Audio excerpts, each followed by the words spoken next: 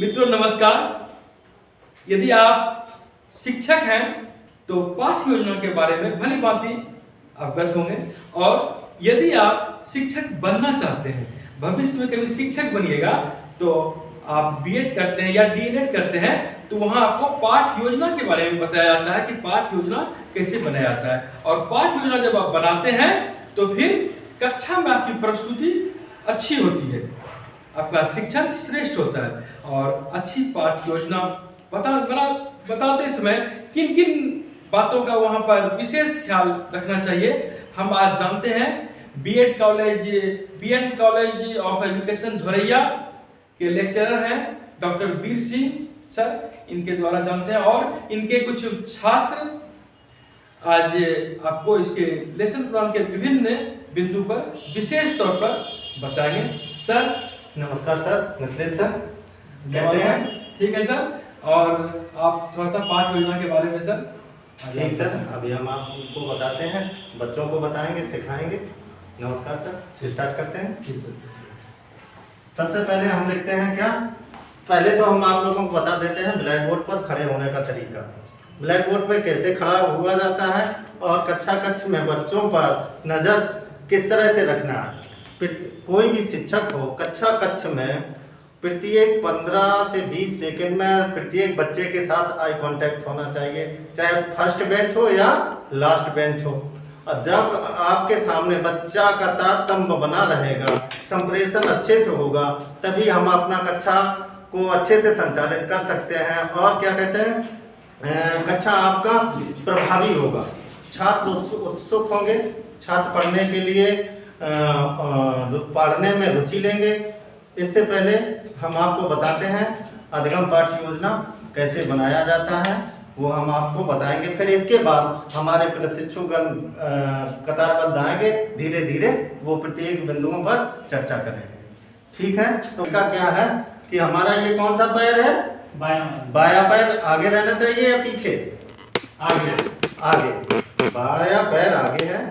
तो और लिखते किस हाथ से, बाएं हाथ से लिखेंगे, दायां हाथ से। तो बायां हाथ में हमारे डस्टर होना चाहिए, समझ गए। और ये हाथ हमारा कमर पे पीछे ऐसे होना चाहिए, इसलिए कि हमारा जो शरीर है इस पे टच ना हो ब्लैक बोर्ड पे। अगर जो टच होगा तो हमारा कपड़ा गंदा होगा, या मान के चलिए ब्लैक बोर्ड में जो लिखा है वो साफ हो जाएगा। इससे अच्छा है कि अपना बायां हाथ पीछे रखिए और दाएं हाथ से लिखिए। और एक नज़र आपकी ब्लैक बोर्ड पर होनी चाहिए, दूसरी नज़र बच्चों पर होनी चाहिए। जो कोई भी शब्द हम जो लिखते हैं ब्लैक बोर्ड पर, तो उसको बोल के ही लिखना है हमेशा, ये बात ध्यान रखिए। उसमें क्या रहता है कि बच्चा उद्दंडता नहीं कर पाता है, ना इधर देख पाता ना उधर देख पाता। बच्चा सोचता कि नहीं, सर की नज़र हमारे ऊपर है। तो हम आज आपको बताते हैं अधिगम पाठ्य योजना। क्या बताते हैं, अधिगम पाठ्य योजना।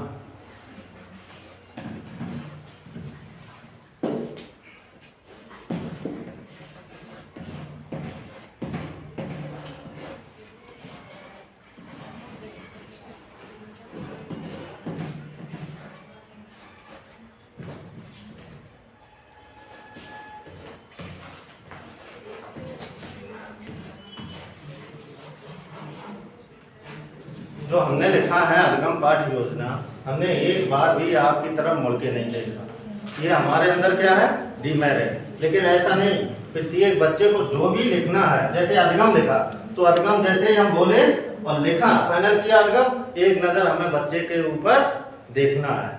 क्या लिखा हमने, अधिगम। फिर इसके बाद लिखेंगे पाठ, पाठ को लिखने के बाद बच्चों से तुरंत पूछेंगे। फिर योजना लिखा, अधिगम पाठ्य योजना, इंग्लिश में इसे कहते हैं लर्निंग प्लान। क्या कहते हैं, लर्निंग प्लान। अब इसके आते हैं कुछ बिंदु। कुछ बिंदु में आएगा सबसे पहले विद्यालय। क्या आएगा,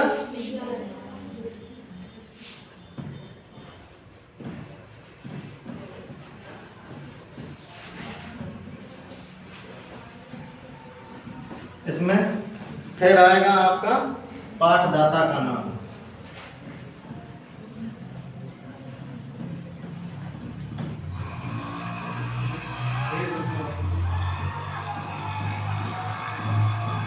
क्या आएगा? पाठदाता का नाम।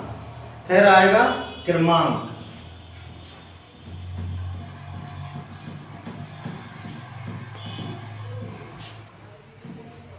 फिर आता है इसमें तिथि। क्या आएगा?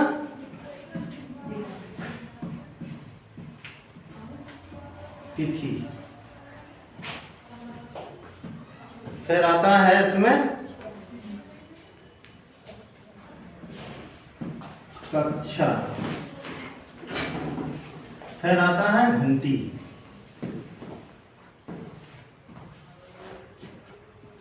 फिर इसके बाद आता है कलांश।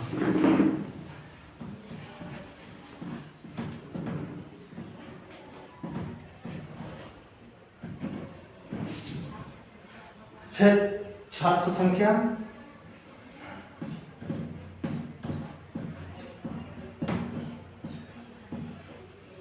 औसत आयु।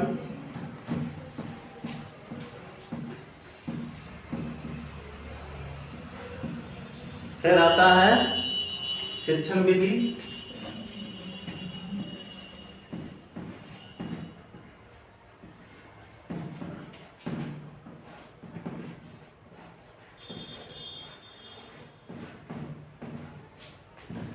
फिर आता है विषय।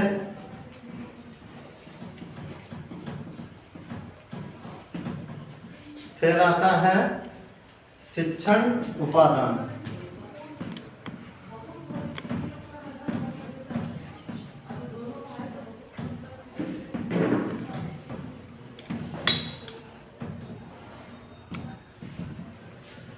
फिर आता है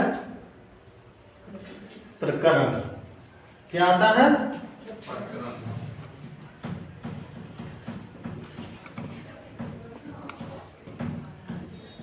प्रकरण। प्रकरण के बाद आता है आपका, इसके बाद लकीर खींचते हैं। फिर आता है इसके अंदर लेसन प्लान के अंदर सामान्य उद्देश्य। क्या आता है? सामान्य उद्देश्य। सामान्य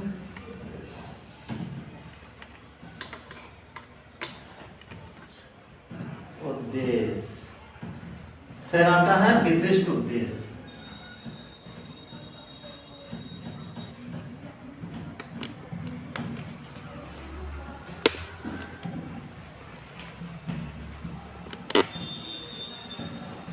इतना ज़्यादा हमें झुकना नहीं है।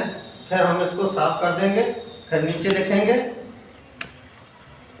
लेकिन यहाँ पर हमें लिखना पड़ेगा, नीचे ज़्यादा झुकना पड़ेगा, समझ गए। फिर आता है पूर्व ज्ञान।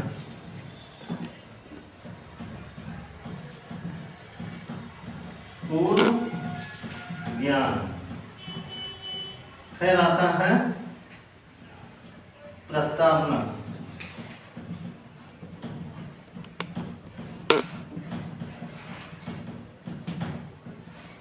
फिर आता है उद्देश्य कथन।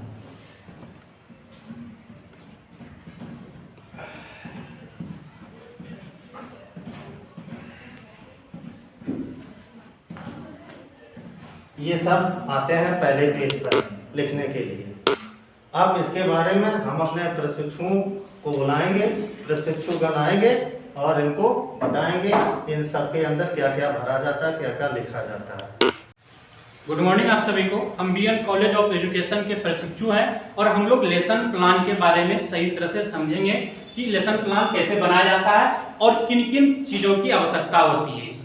तो हम लोग सबसे पहले शिक्षा के मायने से देखते हैं। शिक्षा के लिए क्या आवश्यक है? किसी एक विद्यालय का होना आवश्यक है, वहाँ पर जो भी शिक्षक होंगे या पाठदाता होंगे उसका आवश्यकता है। तो विद्यालय, जिस भी विद्यालय में हम लोग अधिगम पाठ योजना के लिए जाएंगे तो वहां पर बताना होगा कि किस विद्यालय में हम लोग जा रहे हैं। तो हम आए यहाँ पर +2 प्रोजेक्ट बालिका उच्च विद्यालय में, तो हम लोग यहाँ पर लिखेंगे विद्यालय का नाम, उसके बाद पाठदाता का नाम, यानी पाठ अधिगम योजना का शुभारंभ हम कर रहे हैं, हम बच्चों को बता रहे हैं। तो इस जगह मेरा नाम होगा राजीव कुमार।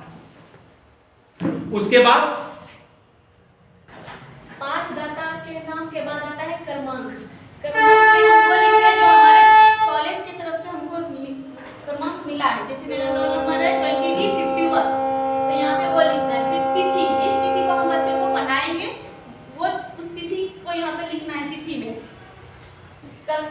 9th में जा रहे हैं या 10th में जा रहे हैं तो यहाँ पे लिखना है कि हम 9th में गए हैं, तो यहाँ पे 9th से लिखना है।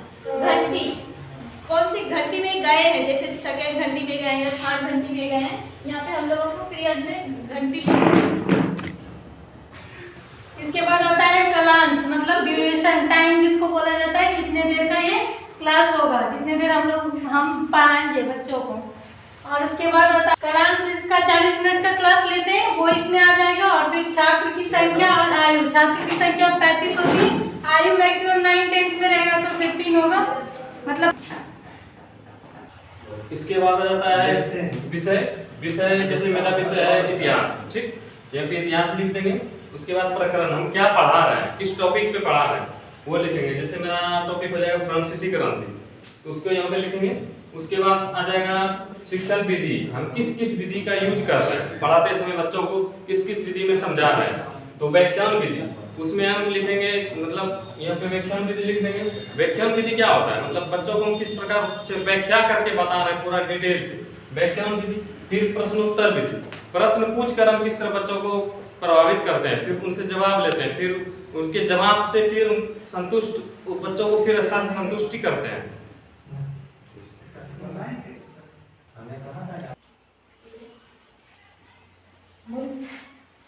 इसमें विषय में अगर मेरा विषय है फिजिक्स, तो इसका हम कोई भी टॉपिक लेते हैं, मान लीजिए हम यूनिट एंड डायमेंशन लिए, ठीक है, तो उसमें फिर मेरा शिक्षण विधि जो आएगा उसमें एक प्रयोगशाला विधि के द्वारा, जिसमें बच्चों को प्रयोगशाला में वो काम करवाया जाता है जिससे कि हम इसको डिस्क्राइब कर सकें। जैसे अभी प्रयोगशाला विधि के बारे में बताया गया, तो प्रयोगशाला विधि में हम लोग क्या करेंगे, कहीं पर जाएंगे या प्रयोग जहाँ पर हम करेंगे, समय जैसे समय छोटा सा समय हम ले लेते हैं घड़ी में, तो 60 सेकेंड में 1 मिनट होता है, फिर 60 मिनट में 1 घंटा होता है। तो इससे हमको क्या पता चला कि एक प्रयोग के माध्यम से हम लोगों ने सीखा कि जैसे समय का क्या होता है, मात्रा सेकेंड होता है ना समय का, तो सेकेंड होता है, तो उससे रिलेटेड हम बात जान लिए प्रयोग के माध्यम से कि 60 सेकेंड में 1 मिनट होता है और फिर 60 मिनट में 1 घंटा होता है। शिक्षण उत्पादन में चौक, डस्टर, श्यामपट्ट, TLM सब प्रयोग करते हैं। जैसे हम यहाँ पर विषय पढ़ा रहे हैं, जैसे विषय में जो है हिस्ट्री, अब हिस्ट्री में जो है ये हिस्ट्री में जो है ये प्रकरण जो है, प्रकरण इसका मतलब टॉपिक हम क्या पढ़ा रहे हैं हिस्ट्री में। तो जैसे टॉपिक हो गया कि भौगोलिक खोज, ठीक है। उसके बाद है कि इसमें शिक्षण सामग्री या तो उपादान भी बोल सकते हैं। जैसे हम प्रकरण में ले लिए भौगोलिक खोज, तो भौगोलिक खोज पढ़ाने के लिए जो है शिक्षण में सामग्री क्या क्या चाहिए। जैसे भौगोलिक खोज हम पढ़ा रहे हैं, निश्चित रूप से उसमें जो है एटलस चाहिए भौगोलिक खोज करने के लिए। उसके बाद जो है आपका ये डस्टर, चॉक, ब्लैक बोर्ड, ये सब जो है पॉइंटर, ये सब अनिवार्य चीज है। अधिगम पाठ योजना के अंतर्गत प्रकरण टॉपिक के बाद जो है समान उद्देश्य स्पेसिफिक एम आता है, तो उसमें जो हम बालक को यानी छात्र को जो बताएंगे उसमें 4 टॉपिक हम बता रहे हैं जनरली। तो उसमें पहला नंबर टॉपिक है कि विज्ञान विषय के बारे में, उसको विज्ञान विषय के बारे में बालक कैसे सोच सके उसके बारे में बताना। दूसरा नंबर उसको जो है विज्ञान यानी छात्र को जो है तार्किक क्षमता, एप्टीट्यूड रीजनिंग के बारे में उसको बताना, वो अपना सोच को कैसे जागृत कर सके। इसके बाद उसको छात्र को जो है समझाना वैज्ञानिक दृष्टिकोण से, वो वैज्ञानिक दृष्टिकोण से बालक जो है कैसे समझ सके।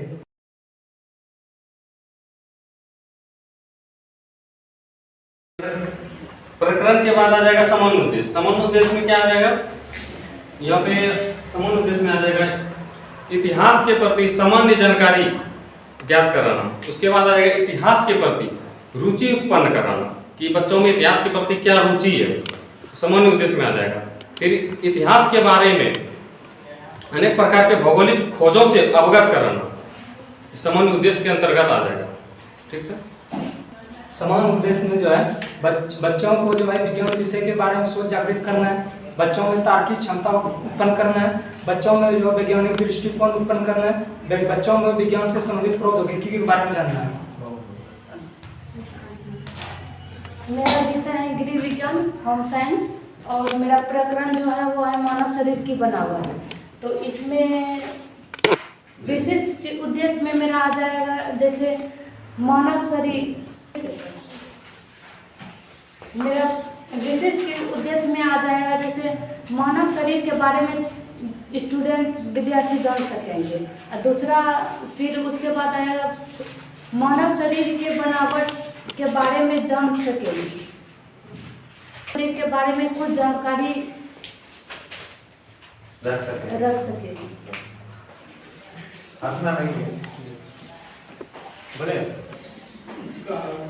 छात्र त्रिकोणमिति की समान जानकारी प्राप्त कर सकेंगे। छात्र मेरा विषय है गणित प्रकरण त्रिकोणमिति है। इसके अंतर्गत हम विशिष्ट उद्देश्य के बारे में बताएंगे। छात्र त्रिकोणमिति में समान जानकारी प्राप्त कर सकेंगे। छात्र त्रिकोणमिति के सभी सूत्रों का प्रयोग कर सकेंगे। छात्र त्रिकोणमिति के नियमों का प्रयोग अपने व्यवहारिक जीवन में कर सकेंगे। मेरा विषय हिंदी है। प्रकरण में डॉक्टर राजेंद्र प्रसाद के बारे में बताना है।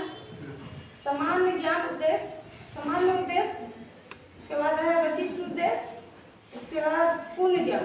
पूर्ण ज्ञान में छात्र डॉक्टर राजेंद्र प्रसाद के बारे में सामान्य जानकारी रखते हैं। Good morning everyone.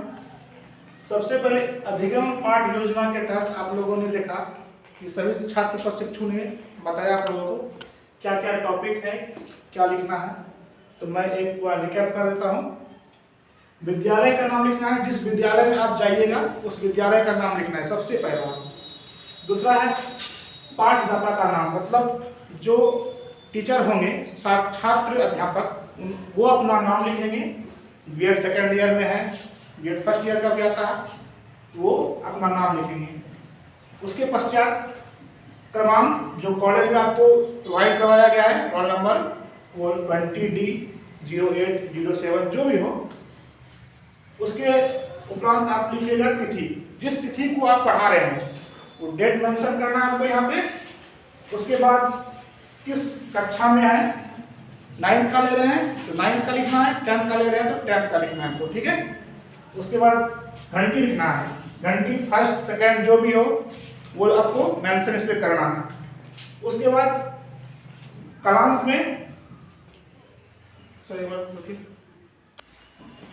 ड्यूरेशन में क्लास जिसको हिंदी में बोला जाता है, इसमें 40 मिनट का क्लास चलता है तो 40 मिनट का आपको लिखना है और क्लास में लेना पड़ता है। छात्र की संख्या और उनकी औसत आयु। 9th-10th में जनरली 14 से 15 साल के एज के छात्र छात्राएं रहती है, तो वो आपको लिखना है, ठीक है। शिक्षण विधि, जैसे मैं मैथ का टीचर हूँ तो मैथ में व्याख्यान विधि होगा, प्रयोगशाला विधि होगा, और नंबरिंग सिस्टम के तहत भी आप उसको बता सकते हैं, ठीक है। बहुत सारे होते हैं, 10 प्रकार के होते हैं। तीसरा टॉपिक आता है, नेक्स्ट टॉपिक आता है तो विषय गणित है, तो गणित को मेंशन करना है। किसी का हिस्ट्री रहता है, ज्योग्राफी रहता है, जो भी आपका टॉपिक है उसमें मेंशन कीजिए। शिक्षक उपादान, शिक्षण उपादान में क्या है, शिक्षक उपादान जो आप पढ़ाने के दौरान जिस वस्तुओं का यूज करते हैं, प्रयोग करते हैं, chalk, duster, chart paper, model, या किसी खेल के माध्यम से भी बता सकते हैं उसको, कोई फिगर के माध्यम से बच्चों को। ग्लोब, ज्योग्राफी में ग्लोब बहुत ही इंपॉर्टेंट है। ट्रायंगल सब का लकड़ी का बना हुआ आता है, वो सब इसमें आपको मेंशन करना है। नेक्स्ट आता है प्रकरण, आपका टॉपिक क्या है, किस टॉपिक पे आप पढ़ा रहे हैं वो बताना है। छात्रों से टॉपिक कभी भी उनसे निकलवाना है, कभी भी छात्र स्टूडेंट को या टीचर को बताना नहीं पड़े क्या टॉपिक क्या है। तो टॉपिक आपको मैं बताया, तो जैसे नंबर सिस्टम मैं बढ़ाऊंगा तो नंबर सिस्टम आपको बताना नहीं है, वहाँ पे निकलवाना है छात्र से।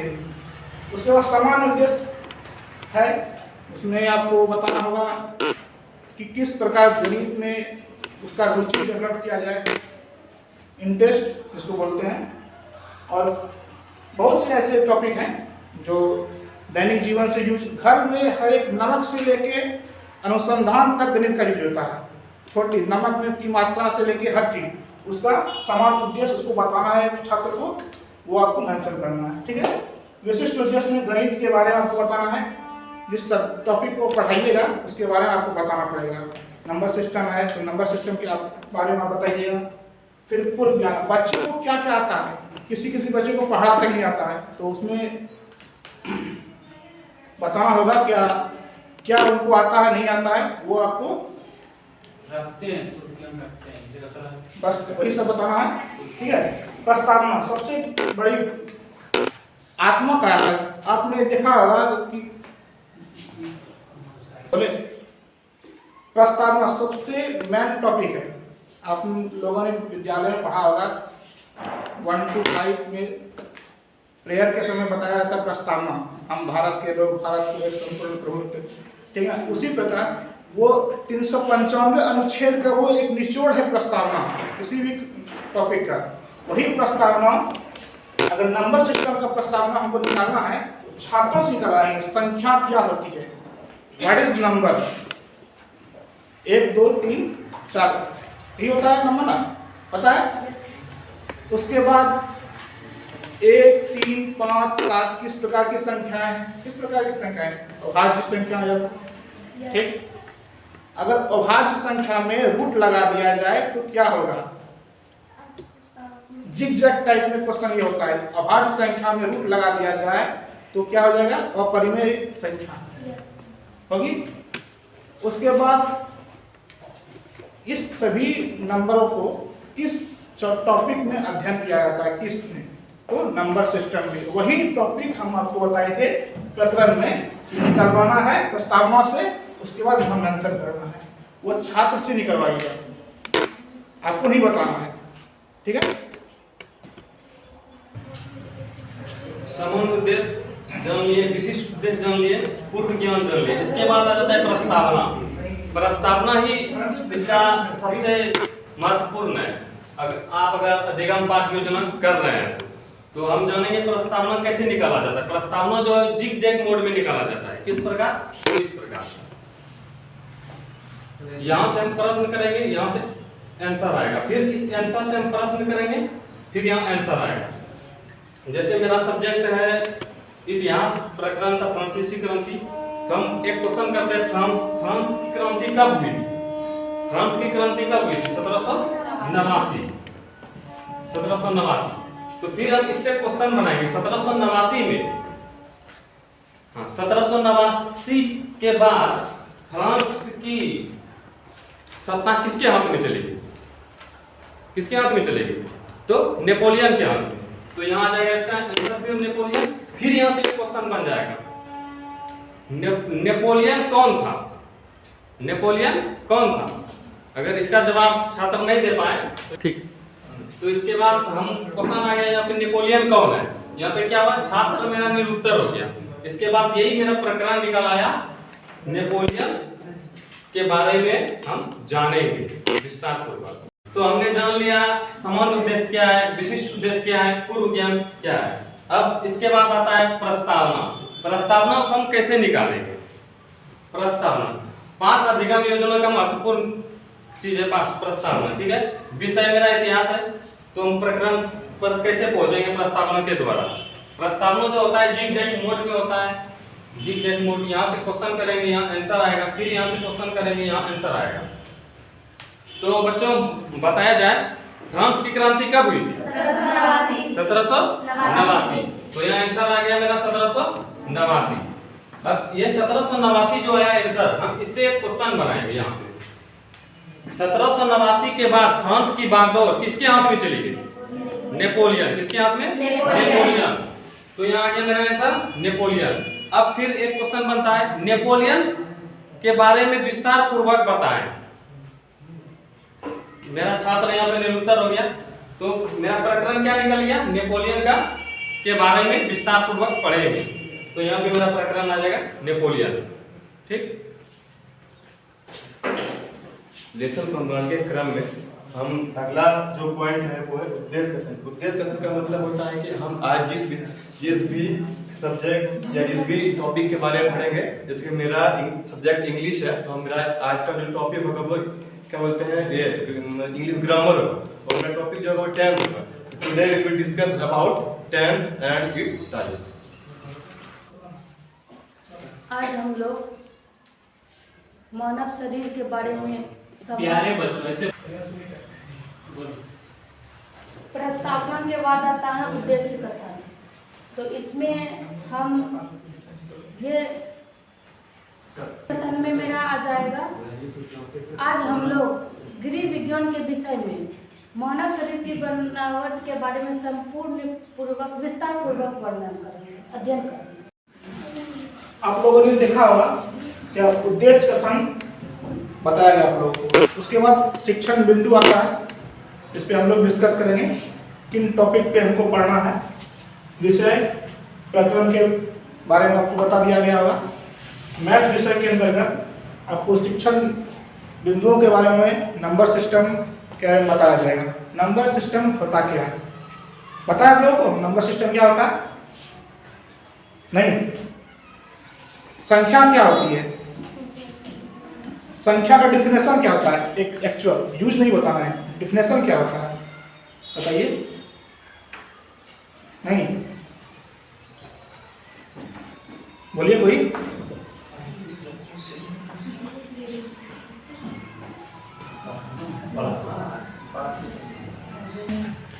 संख्या के बारे में आज हम लोग पढ़ेंगे, ठीक है।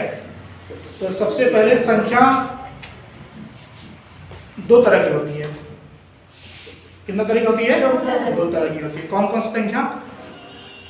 कौन कौन सी होती है? काल्पनिक संख्या और वास्तविक संख्या। वास्तविक काल्पनिक संख्याओं के बारे में आप लोग को 11th क्लास में पढ़ना होगा। x² + 2 = 0। उसको अगर सॉल्व करेंगे, जैसे x² + 2 है बराबर 0 है, इसको सॉल्व किया जाएगा x² बराबर -2 होगा, ठीक है। और इसको x बराबर अगर लिखेंगे तो ±√-2 होगा। इस तरह की संख्याओं को काल्पनिक संख्या कहा जाता है। इसके बारे में आपको 11th में आप मैथ लोगे तो उसके बारे में वहां पे आपको पढ़ना है, ठीक है। यहाँ पे आज हम लोग हो गया सर।